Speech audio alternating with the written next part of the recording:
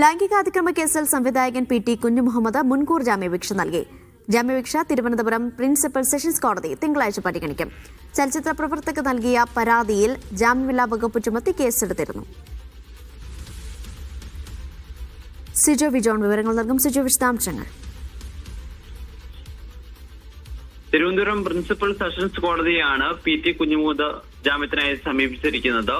താൻ ഈ പരാതി നൽകിയിരിക്കുന്ന ചലച്ചിത്ര പ്രവർത്തകയോട് അപമര്യാദയായി പെരുമാറിയിട്ടില്ല എന്നുള്ളതാണ് ഈ ഹർജിയിൽ ചൂണ്ടിക്കാണിച്ചിരിക്കുന്നത്. അതുകൊണ്ട് ജാമ്യം നൽകണമെന്നൊരു ആവശ്യമാണ് അദ്ദേഹം ഉന്നയിക്കുകയും ചെയ്തിരിക്കുന്നത്. കഴിഞ്ഞ ദിവസമാണ് ഈ ചലച്ചിത്ര പ്രവർത്തക മുഖ്യമന്ത്രിക്ക് പരാതി നൽകുന്നത്. മുഖ്യമന്ത്രി ഈ പരാതി പിന്നീട് DGPക്ക് കൈമാറുകയായിരുന്നു. തുടർന്നാണ് ഇത് കേസിൽ FIR രജിസ്റ്റർ ചെയ്യുന്നത്.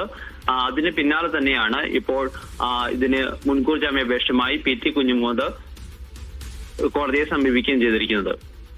ശരി, സിജോ ആണ് വിവരങ്ങൾ നൽകിയത്.